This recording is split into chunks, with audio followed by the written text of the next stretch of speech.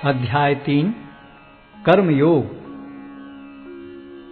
अर्जुन ने कहा, हे जनार्दन, हे केशव, यदि आप बुद्धि को सकाम कर्म से श्रेष्ठ समझते हैं तो फिर आप मुझे इस घोर युद्ध में क्यों लगाना चाहते हैं? आपके व्यामिश्रित उपदेशों से मेरी बुद्धि मोहित हो रही है, अतः कृपा करके निश्चय पूर्वक मुझे बताएं कि इनमें से मेरे लिए सर्वाधिक श्रेयस्कर क्या होगा। श्री भगवान ने कहा, हे निष्पाप अर्जुन, मैं पहले ही बता चुका हूं कि आत्म साक्षात्कार का प्रयत्न करने वाले दो प्रकार के पुरुष होते हैं। कुछ इसे ज्ञान योग द्वारा समझने का प्रयत्न करते हैं तो कुछ भक्तिमय सेवा के द्वारा। न तो कर्म से विमुख होकर कोई कर्मफल से छुटकारा पा सकता है और न केवल संन्यास से सिद्धि प्राप्त की जा सकती है। प्रत्येक व्यक्ति को प्रकृति से अर्जित गुणों के अनुसार विवश होकर कर्म करना पड़ता है, अतः कोई भी एक क्षण भर के लिए भी बिना कर्म किए नहीं रह सकता।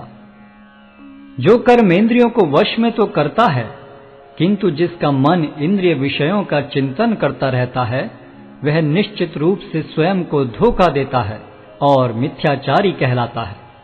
दूसरी ओर, यदि कोई निष्ठावान व्यक्ति अपने मन के द्वारा कर्मेंद्रियों को वश में करने का प्रयत्न करता है और बिना किसी आसक्ति के कर्मयोग प्रारंभ करता है, तो वह अति उत्कृष्ट है। अपना नियत कर्म करो, क्योंकि कर्म न करने की अपेक्षा कर्म करना श्रेष्ठ है। कर्म के बिना तो शरीर निर्वाह भी नहीं हो सकता। श्री विष्णु के लिए यज्ञ रूप में कर्म करना चाहिए, अन्यथा कर्म के द्वारा इस भौतिक जगत में बंधन उत्पन्न होता है। अतः हे कुंती पुत्र, उनकी प्रसन्नता के लिए अपने नियत कर्म करो, इस तरह तुम बंधन से सदा मुक्त रहोगे। सृष्टि के प्रारंभ में समस्त प्राणियों के स्वामी ने विष्णु के लिए यज्ञ सहित मनुष्यों तथा देवताओं की संततियों को रचा और उनसे कहा, तुम इस यज्ञ से सुखी रहो, क्योंकि इसके करने से तुम्हें सुखपूर्वक रहने तथा मुक्ति प्राप्त करने के लिए समस्त वांछित वस्तुएं प्राप्त हो सकेंगी। यज्ञों के द्वारा प्रसन्न होकर देवता तुम्हें भी प्रसन्न करेंगे और इस तरह मनुष्यों तथा देवताओं के मध्य सहयोग से सबों को संपन्नता प्राप्त होगी। जीवन की विभिन्न आवश्यकताओं की पूर्ति करने वाले विभिन्न देवता यज्ञ संपन्न होने पर प्रसन्न होकर तुम्हारी सारी आवश्यकताओं की पूर्ति करेंगे, किंतु जो इन उपहारों को देवताओं को अर्पित किए बिना भोगता है, वह निश्चित रूप से चोर है। भगवान के भक्त सभी प्रकार के पापों से मुक्त हो जाते हैं, क्योंकि वे यज्ञ में अर्पित किए भोजन प्रसाद को ही खाते हैं। अन्य लोग जो अपने इंद्रिय सुख के लिए भोजन बनाते हैं, वे निश्चित रूप से पाप खाते हैं। सारे प्राणी अन्न पर आश्रित हैं, जो वर्षा से उत्पन्न होता है। वर्षा यज्ञ संपन्न करने से होती है और यज्ञ नियत कर्मों से उत्पन्न होता है। वेदों में नियमित कर्मों का विधान है और ये वेद साक्षात श्री भगवान से प्रकट हुए हैं। फलतः सर्वव्यापी ब्रह्म यज्ञ कर्मों में सदा स्थित रहता है। हे प्रिय अर्जुन, जो मानव जीवन में इस प्रकार वेदों द्वारा स्थापित यज्ञ चक्र का पालन नहीं करता, वह निश्चय ही पाप में जीवन व्यतीत करता है। ऐसा व्यक्ति केवल इंद्रियों की तुष्टि के लिए व्यर्थ ही जीवित रहता है। किंतु जो व्यक्ति आत्मा में ही आनंद लेता है तथा जिसका जीवन आत्म साक्षात्कार युक्त है और जो अपने में ही पूर्णतया संतुष्ट रहता है, उसके लिए कुछ कारणीय कर्तव्य नहीं होता। स्वरूप सिद्ध व्यक्ति के लिए न तो अपने नियत कर्मों को करने की आवश्यकता रह जाती है, न ऐसा कर्म न करने का कोई कारण ही रह जाता है। उसे किसी अन्य जीव पर निर्भर रहने की आवश्यकता भी नहीं रह जाती। अतः कर्मफल में आसक्त हुए बिना मनुष्य को अपना कर्तव्य समझकर निरंतर कर्म करते रहना चाहिए, क्योंकि अनासक्त होकर कर्म करने से उसे परब्रह्म की प्राप्ति होती है। जनक जैसे राजाओं ने केवल नियत कर्मों को करने से ही सिद्धि प्राप्त की। अतः सामान्य जनों को शिक्षित करने की दृष्टि से तुम्हें कर्म करना चाहिए। महापुरुष जो जो आचरण करता है, सामान्य व्यक्ति उसी का अनुसरण करते हैं। वह अपने अनुसरणीय कार्यों से जो आदर्श प्रस्तुत करता है, संपूर्ण विश्व उसका अनुसरण करता है। हे प्रथापुत्र, तीनों लोकों में मेरे लिए कोई भी कर्म नियत नहीं है। न मुझे किसी वस्तु का अभाव है और न आवश्यकता ही है, तो भी मैं नियत कर्म करने में तत्पर रहता हूँ। क्योंकि यदि मैं नियत कर्मों को सावधानी पूर्वक न करूं, तो हे पार्थ, यह निश्चित है कि सारे मनुष्य मेरे पथ का ही अनुगमन करेंगे। यदि मैं नियत कर्म न करूं, तो ये सारे लोग नष्ट हो जाएंगे। तब मैं अवांछित जन समुदाय को उत्पन्न करने का कारण हो जाऊंगा और इस तरह संपूर्ण प्राणियों की शांति का विनाशक बनूंगा।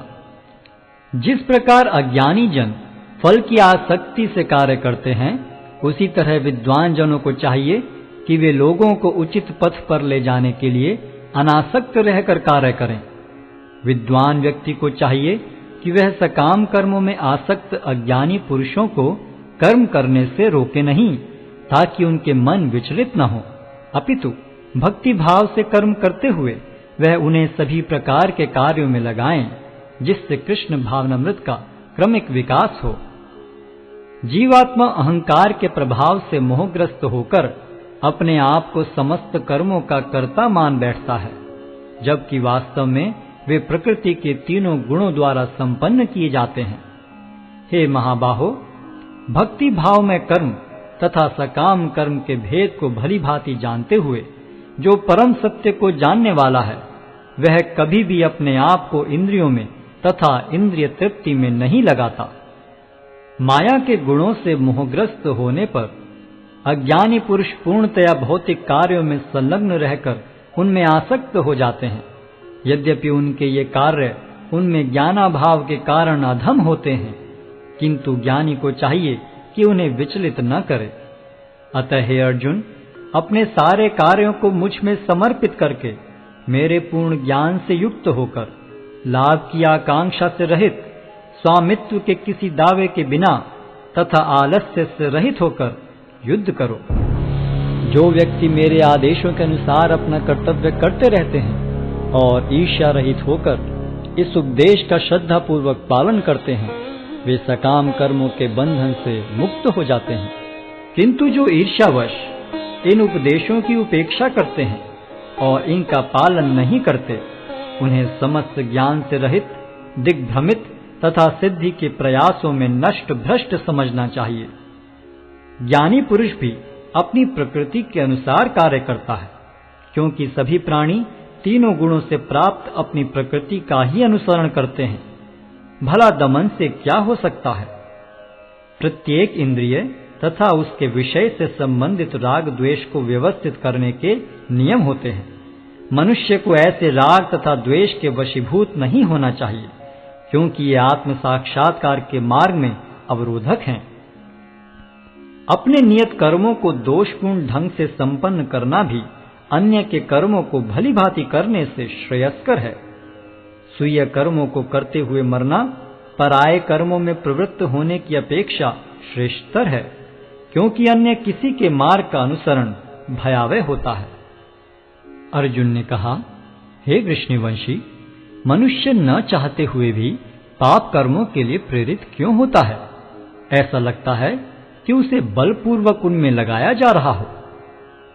श्री भगवान ने कहा, हे अर्जुन, इसका कारण रजोगुण के संपर्क से उत्पन्न काम है, जो बाद में क्रोध का रूप धारण करता है और जो इस संसार का सर्वभक्षी पापी शत्रु है।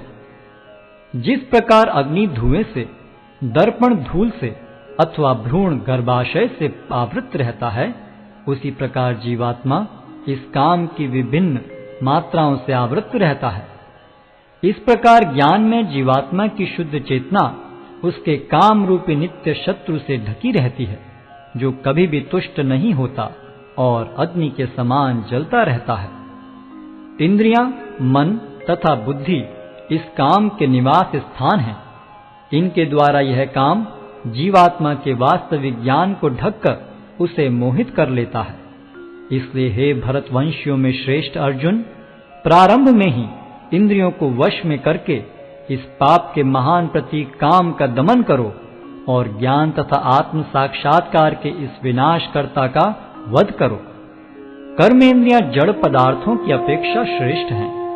मन इंद्रियों से बढ़कर है, बुद्धि मन से भी उच्च है और वह आत्मा बुद्धि से भी बढ़कर है। इस प्रकार हे महाबाहु अर्जुन, अपने आप को भौतिक इंद्रियों, मन तथा बुद्धि से परे जानकर और मन को सावधान आध्यात्मिक बुद्धि से स्थिर करके आध्यात्मिक शक्ति द्वारा इस काम रूपी दुर्जय शत्रु को जीतो।